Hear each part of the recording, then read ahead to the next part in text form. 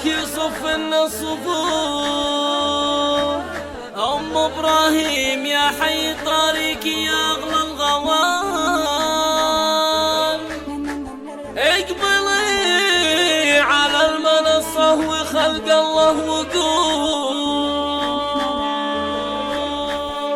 يا شيخة العز ونكتب لك سطور فيك يا ام ابراهيم المادح يزهى والجمال. يا ام ابراهيم افرحي يا عسى ايامك سرور. يا ام ابراهيم انت اليوم في اجمل شعور ليلة يا شيخة الطيب من احلى الليال. كل شيء الغالية فيه نكتال ودور. يا ام ابراهيم الناس تورث أولادها ذهب وفضة وأراضي وعقارات، وأنا ورثت أولادي من بعدي الشركة DXN، وورثتهم الراتب اللي أنا باخده، وإن شاء الله بيكون خير إلي وإلهم ولأمتهم. اليوم بدي يوصل رسالة تهنئة هي ما بدها قال تمر على مرحلة الياقوت، بدها من الوكيل النجم للماسية، لأهلي ولورثتي ولعائلتي شيء زهيد. إخواني مقيمة بالخليج، هل هي مقيمة بدبي؟ هل هي مقيمة بأمريكا؟ وين مقيمة أختنا أم إبراهيم؟ اليوم 60 عام أختنا أم إبراهيم مقيمة يا إخواني بسوريا وبالشمال السوري بالتحديد بإعجاب. اليوم أختنا أم إبراهيم 6 أشهر جابت النجمة ما شاء الله تبارك الله، تقدم سنها ولكن عندها همة شباب. اليوم أختنا أم إبراهيم قطعت الأعذار عن الجميع. كبرت ما كبرت، هاي أختنا صار عمرها 60 عام جابت $30. النبي صلى الله عليه وسلم علم نفسه وعلم الصحابة خير كسب المرء عمله بيده. لا تسألن بني آدم حاجة واسأل الذي أبوابه لا تحجبوا. الله يغضب ترك سؤاله وبنو آدم يغضب حينما هلت البشائر من أرض الشام المباركة، هلت البشائر بصعود 6 من أخوة وأخوات وكلاء نجوم من رحم المعاناة مقيمين في سوريا في الشمال السوري وفي دولة تركيا في دولة اللجوء. استطاعوا أن يقرروا، استطاعوا أن يبدأوا، استطاعوا أن يوجزوا معنا في هذا المشروع ويصلوا إلى أول مرتبة راقية في شركة DXN ألا وهي مرتبة الوكيل النجم.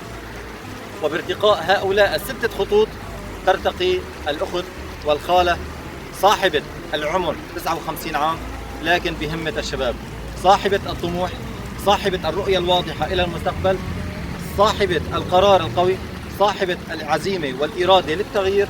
استطاعت بفضل الله ب7 أشهر أن تبني 6 خطوط وكلاء نجوم وأن تصل إلى أول مرتبة راقية في شركة DXN، وبإذن الله بداية حرية مالية ألا وهي المرتبة النجم الماسي، ومنها إلى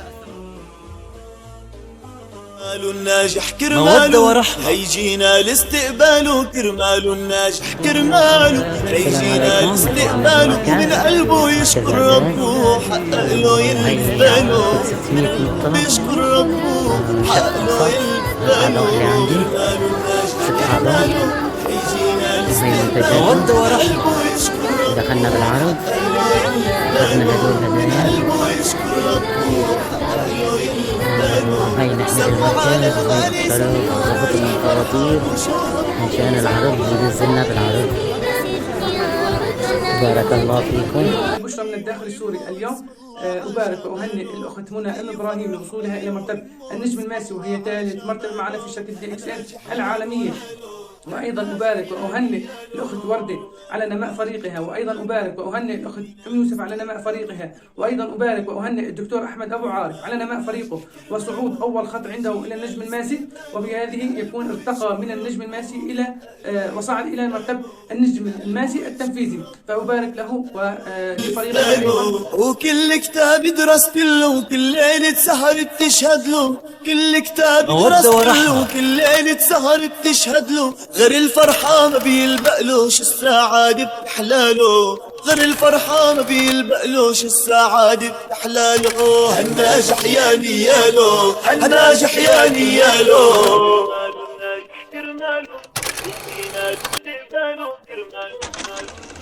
اليوم بدي أوصل رسالة وتهنئة وتبريك لأخت منى أم إبراهيم صاحبة الإنجاز الفريد من نوعه بفريقه بشكل خاص وبأغلب الفرق بشكل عام. ما شاء الله تبارك الرحمن اليوم بشرت بوصولها إلى رتبة النجم الماسي. ما شاء الله تبارك الرحمن. إخواني الكرام ركزوا لي على هذا التاريخ 22/1/2023 دخلت أختنا أم إبراهيم حالة كحالي كحالك كحال الغالبية لما دخلوا على هذه الصناعة وعلى هذه التجارة ما عندنا أدنى معلومة. فما شاء الله عرفت من أين تؤكل الكتف، عرفت إنه شلون بدها تحقق نجاح كثير كبير من هذه التجارة، عرفت إنه لابد من الدخول من الناحية العلمية. هيك وصونا كل المدربين إنه تعلم ثم تكلم. فهي انكبت على العلم، نزلت محاضرات، فرغت المحاضرات، نوعت المحاضرات، فهمت كل زوايا المشروع، فهمت الخطة المالية، فهمت الاستقطاب، فهمت رد الاعتراضات، فهمت كل الزوايا، وابتدأت ما شاء الله تنمو، وابتدأت بتفعيل والتزام بالتفعيل الشهري كل شهر. أنا عم شيك على الشجرة وشايف كل شهر ما شاء الله ملتزمة بتفعيل النقاط. وما شاء الله لأنها ما بتحب التواكل ما قبلت انه توكل شخص اخر يشتري لها منتجات، لا ما قبلت الا بنفسها تروح على الفرع وتشاهد بعينها المنتجات، تختار المنتجات اللي هي لازمينها بالبيت واللي هي تستطيع انه تسوقهم. فما شاء الله ابتدأت بالعمل الصح. بعد منها عرفت انه لا يمكن تحقق نجاح كثير كبير بدون ما تبني فريق حقيقي. ابتدأت ببناء الفريق. ما شاء الله ابتدأت كما يقال يعني الاقربون اولى بالمعروف، بدأت ببناتها وبأسرتها وبالدائرة الضيقة. ما شاء الله وبدأت ببناء الفريق وبتدريب الفريق وبنماء الفريق. وبعدها ما شاء الله بفترة نتفاجئ انه الاخت ما شاء الله ام ابراهيم وصلت لرتبة الوكيل النجم. الله اكبر، هنيناها وباركنا لها وفعلا فرحنا لها كلياتها انه انجاز بفتره وجيزه وصلت لرتبه الوكيل النجم. الله اكبر. بعد منا ما شاء الله تبارك الرحمن صارت تظهر القاده بفريقها والترقيات والنهوض. وقت نتفاجأ عم تتكلم تخبرني زوجتي عم تتكلم بجروب الدولار الخاص بالنساء انه هي ما بدها قال تمر على مرحله الياقوتيه، بدها من الوكيل النجم للماسيه. يعني هذا يعتبر بصراحه هدف يعني قد يكون اشبه بالمستحيل، صعب كثير. انا عندي فريق 300,000 عضو، اظن ما في غيري الوحيد يلي يترقى من الوكيل النجم للماسيه. الوكيل النجم الياقوتيه ما مر عليها، اظن ما في غيري. اليوم يعني بدك هذا الهدف والله صعب، بس ما شاء الله تبارك الله لانها حطت الهدف واستعانت بالله عز وجل وتعبت على نفسها فعلا حققته. ما بس هيك، تخبرني زوجتي قالت كلمة بصراحة بتكتب بماء الذهب. قال أنا بدي ما أترك لأهلي ولا ورثتي ولا عائلتي شيء زهيد، بدي أترك له مشروع بالمستقبل بعد عمر طويل أسأل الله أن يمدلنا بعمرها بأعمارنا جميعا، إنه بدي يكون أنا قدمت له مشروع يدر لهم آلاف الدولارات فيما بعد. كانت هاي من أهدافها. فما شاء الله تبارك الله فعلا اليوم هذا الشهر فاجأنا إنه ترقت إلى النجم الماسي من الوكيل النجم إلى النجم الماسي. فالله يبارك لي، الله يبارك لي. الرسالة اللي بدي أوصلها لكل من عم يشاهد هذا الفيديو، شو هي الرسالة؟ أختنا أم إبراهيم هل هي يا أخواني مقيمة بالخليج؟ هل هي مقيمة بأمريكا؟ هل هي مقيمة بدبي؟ وين مقيمة أختنا أم إبراهيم؟ أختنا أم إبراهيم مقيمة يا أخواني بسوريا وبالشمال السوري بالتحديد بإعزاز. لاحظوا يا أخواني كم يبلغ العمر؟ عمرها ما شاء الله اليوم 60 عام. الله يمدلنا بعمرها ويباركنا بأعمارها. ما شاء الله تبارك الله. تقدم من سنها ولكن عندها همة شباب، عندها النظرة الثاقبة. ما شاء الله تعبت على حالها، فادت نفسها، فادت أهلها، بناتها، أقاربها، أسرتها، أولادها، وبعد منها إن شاء الله رح تفيد مجتمعها بالكامل. هذا هو عملنا. فيا أخواني اليوم أختنا أم إبراهيم قطعت الأعذار عن الجميع. ما عاد في عذر اليوم، لا عذر اليوم. يا اخواني اليوم انت اللي عم تسمعني تقول لي انا بالشمال السوري، هي اختنا ام ابراهيم بالشمال السوري، تقول لي والله انا كبرت، ما كبرت. هاي اختنا صار عمرها 60 عام جابت الماسيه، تقول لي والله ما عندي انا نفس طويل. 6 اشهر 6 اشهر يا اخواني. كم اختنا ام ابراهيم يا اخواني قديش دخلها؟ السلام عليكم. انا هلا راح استلم عمولتي. هذا اول عموله لي بالماسيه، وهي ابو شرف عبد لي المصاري، والله يبارك فيكم يا رب. والحمد لله رب العالمين. أنا وصلت بالشهر السابع ب 23/7 وصلت للماسيه، وهذا اول شهر الي. اسمعوا يا اخواني، والله يبارك فيكم وعقبال الجميع ان شاء الله. عم تتكلم وانا ابراهيم، تعرفوني انا بعمر 59 عام. التهنئه والتبرير والتسويف التهنئه لبعد من نزول العمولات العمولات اليوم يا اخواني. شركه دي اكس ان حولت لاختنا منى ام ابراهيم 1030 دولار. طيب يا شركه دي اكس ان، ليش ما حولتي للملايين المتواجدين بسوريا بشكل خاص لكل العالم؟ لا، شركه دي اكس ان ما هي جمعيه خيريه، هي يا اخواني شركه تجاريه اللي بيعمل معها بيستفيد. سوق تستفيد، اشتغل كثير تستفيد كثير، اشتغل ببطء تستفيد عموله بسيطه، ما بتشتغل بالمره ما في لك دخل. اختنا ام ابراهيم ما مره واحده يا اخواني تواصلت معي يا ابو علي الليره هاي منتجاتهم.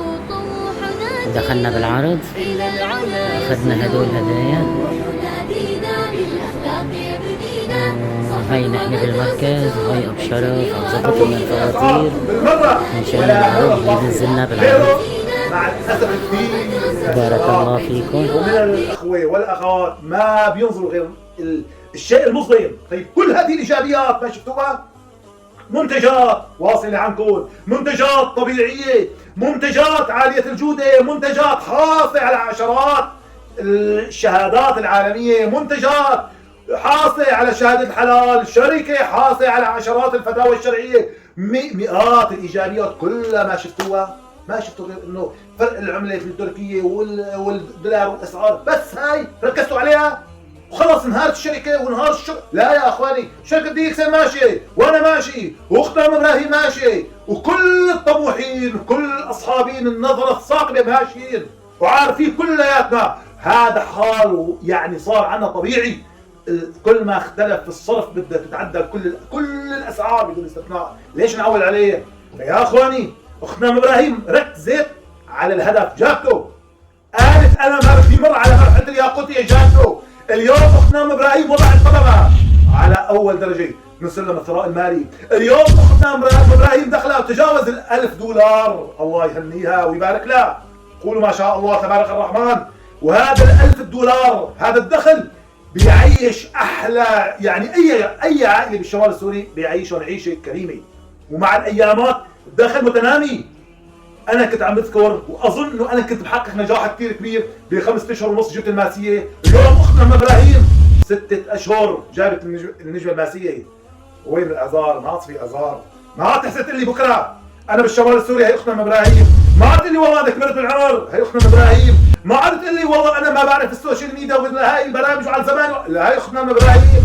ما عاد كل هاي مثال حي، وقبل منها في امثله كثير ذكرناها ما بيطول عليكم الفيديو.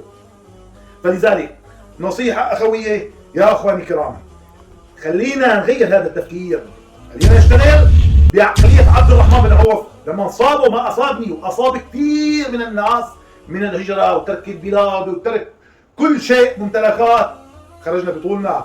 ايضا عبد الرحمن بن عوف حاولوا يساعدوه ما قبل ابدا. انا ما بحاجه لمساعده انيه، ما بحاجه لوجبه، انا بدي صناره ما بدي سمكه. اشتغل هالعقليه، قال له دلوني على السوق. لما دلوه بعد منه كان يعتبر من اغنى اغنياء الصحابه، ولعله انه سبب خلوده بالجنه هو ماله.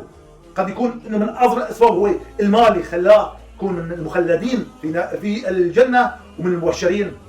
يا اخواني خلينا نشتغل بهالعقليه، ما قد خلينا نطلع. يا ابو علي قصدك على $100 يا ابو علي وضع انك شوف الخيام، طلع اشتغل يا اخي. النبي صلى الله عليه وسلم علم نفسه وعلم الصحابه خير كسب المرء عمله بيده. لا تعود نفسك ابدا انك تطلب من اي انسان. لا تسالن بني ادم حاجه واسال الذي ابوابه لا تحجبوا، الله يغضب ان تركت سؤاله وبنو ادم يغضب حينما يسالوا. لا تسال، خلاص انت خلي قلبك بالله. عندك مشاريع اليوم يا اخواني، هذا الجوال حلل لنا كثير مشاكل. انا بصراحه عن نفسي قديما كنت قبل الدي اكسين كنت شيء وبعد دي اكسين شيء اخر. قديما كنت انا فعلا اقول فلان فقير يعني التمس له 100 عذر، بس اليوم وين الاعذار؟ كثير من الناس اليوم عندها قدره في جوالات ذكيه. اليوم $25 و$30 و$50 بتحسن انت تشتري جوال وتعيش من خلاله كسب كبير جدا. لا بدك خبره، ما بدك شهادات، ما بدك راس مال، ما بدك مجهود عضلي، ما بدك خروج من المنزل. تحسن تعيش عيشه اختنا ام ابراهيم مثال حي.